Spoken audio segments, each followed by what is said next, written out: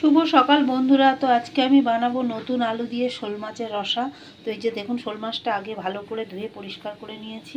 এখানে নতুন আলু কেটে নিয়েছি, টমেটো পেঁয়াজ কেটে নিয়েছি, কড়া বসিয়ে দিয়েছি। তো চলুন আগে মাছটা ভালো করে ভেজে নিই। মাছগুলো আমি বেশ সুন্দর করে ভেজে নিয়েছি। আর এই মাছের তেলের মধ্যে গোটা জিরে, তেজপাতা আর পেঁয়াজটা দিয়ে ভালো করে ভাজা ভাজা করে নিচ্ছি। এবার এর মধ্যে আমি পরিমাণ মতো নুন দিয়ে দেবো আর অল্প একটু চিনি দিয়ে দেবো।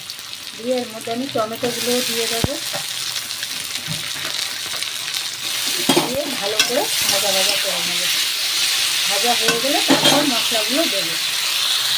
টমেটোটা আমার সুন্দর করে ভাজা হয়ে গেছে। এবার এর মধ্যে আদা, রসুন, কাঁচা লঙ্কার পেস্ট দিয়ে দেবো।